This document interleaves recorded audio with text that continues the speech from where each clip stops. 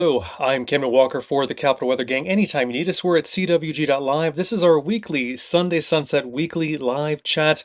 I'm on Instagram, YouTube, Facebook, and X. We want to talk about the March topsy-turvy seesaw temperatures for this week. We've got 60s, then 50s midweek, then maybe back to 60s, and the weekend has a couple question marks to say the least. But we are definitely feeling this transition time of year. Definitely feels like March. Up and down we go in the temperatures with some limited shower chances as well. We can look at the warm colors below in this temperature animation and see how it starts warm this week, Monday and Tuesday in the 60s. And then I think Wednesday, Thursday may cool back down into the 50s, and then 60s, if not 70, possible for Friday into the weekend. But a lot remains to be seen with a large spread, a large range of temperature potentials for Friday into the weekend. Just not sure where some atmospheric pieces want to line up, and that could influence not only a little bit of a precipitation chance for this weekend, but also temperatures as well. Ruth Elisa, good. Thank you so much for asking. And Laura, thanks for tuning in on YouTube. Yes, ups and downs indeed. And let's talk about those allergies. I love that question. Right now, we've got pollen getting going. We made up for some lost time. Almost 3 out of 4 of our allergens are going strong right now, especially trees.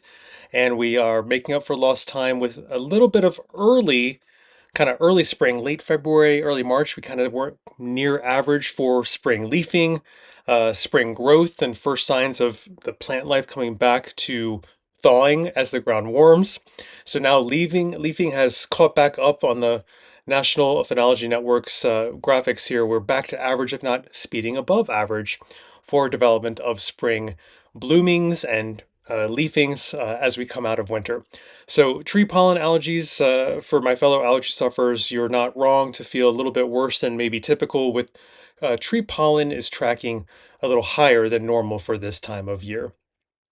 And don't forget, despite growing season maybe starting to get going in some spots, maybe keep those sensitive plants and potted items so you can bring them inside, since very few regions, if any, in our mid-Atlantic area have seen the last frost and freeze typical for this time of year. We have to get through most of April, if not early May, in some of the higher elevations west and northwest of town to really call all clear for planting those sensitive items, those sensitive plants outside permanently for growing season into June, July, August, and maybe most of September.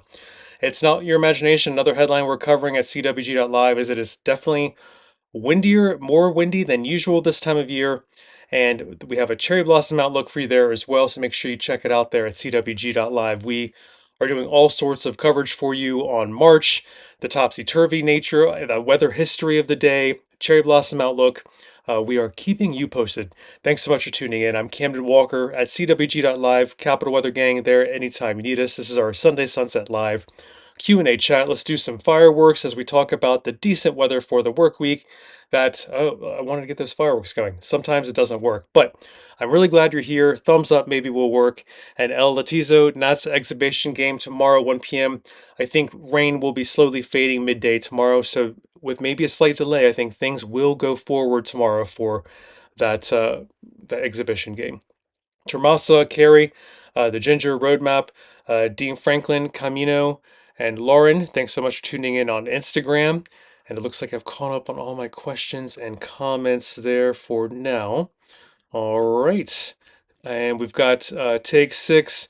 The first week of April, let's check it out for your golfing weather. I can give you some general outlook pieces here for the temperature we have for the kind of next work week going into April.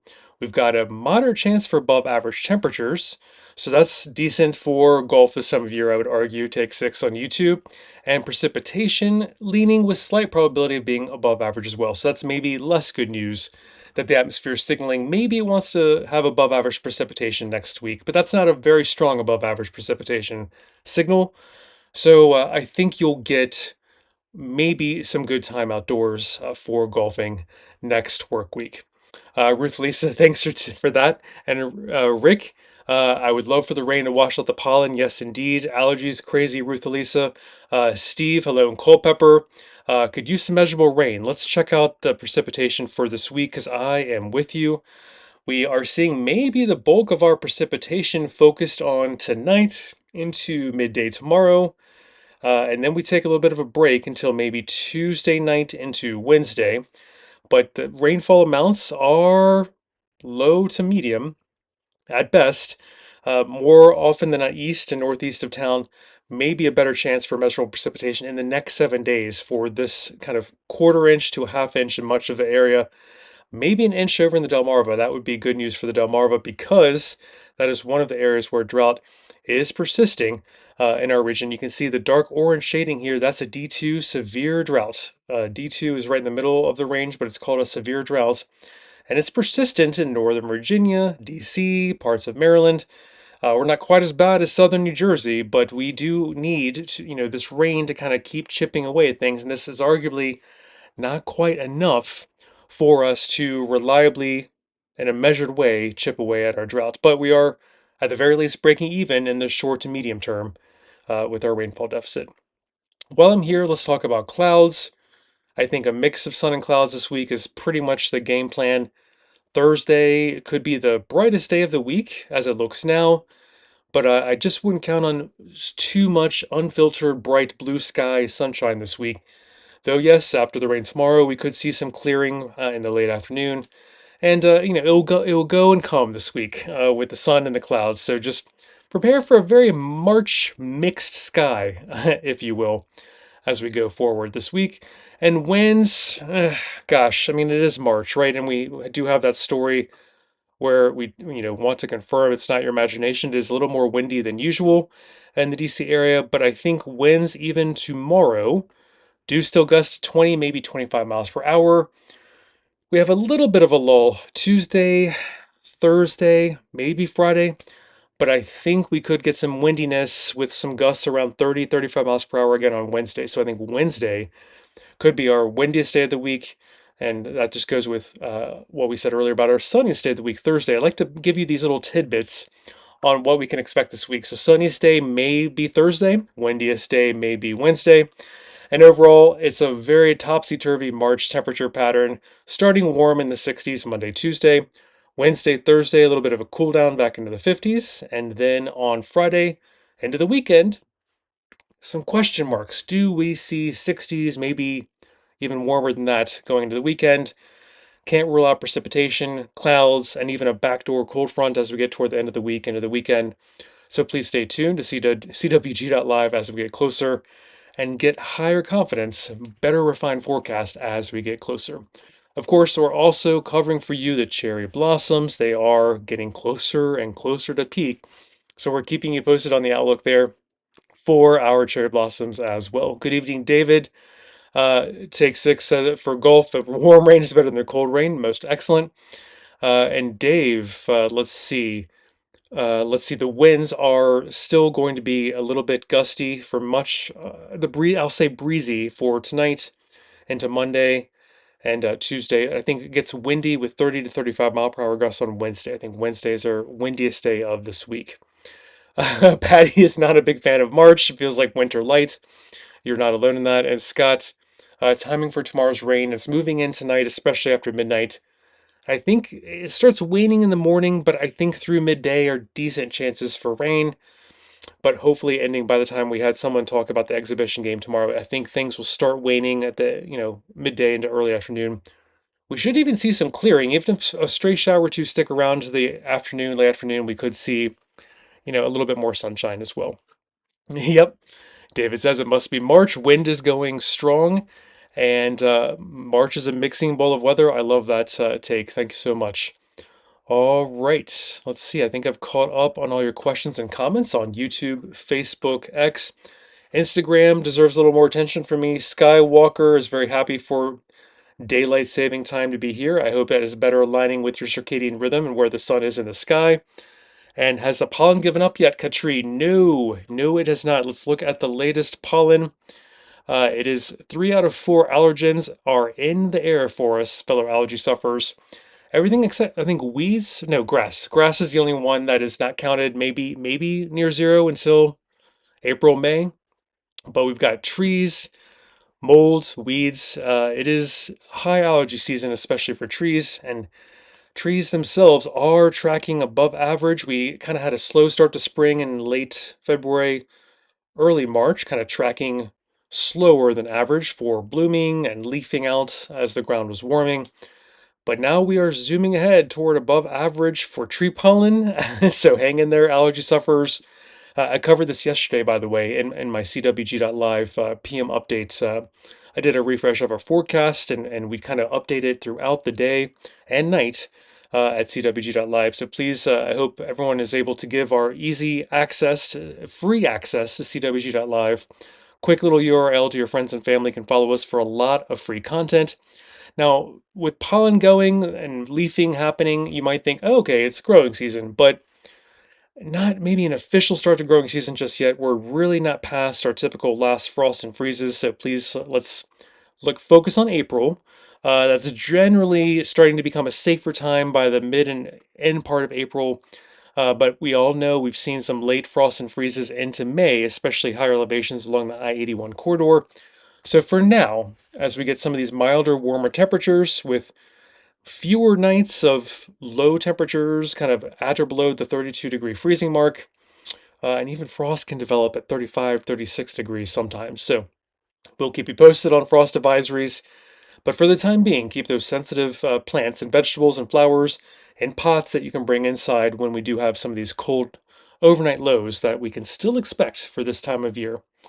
Wind, it's not your imagination. It has been unusually windy in DC, and we were talking about wind tomorrow even still being a little bit breezy, borderline windy, with gusts around 25 miles per hour, still possible a couple times tomorrow.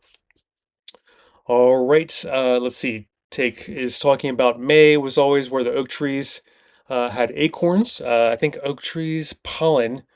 I think it's already in the air right now, especially later March into April. I think oaks are getting going as well, if I remember. David, more rain in the coming weeks. Think we saw that signal here for the precipitation next week, leaning slight probability for above average precipitation. Do I have high confidence that we will kick this drought out anytime soon? I do not. And we'll have our April outlook. March 31 is coming up, and April 1st, we'll have our April monthly outlook for you at cwg.live, so stay tuned for that as well. Charlene just planted her first round of cool weather vegetables. I love that.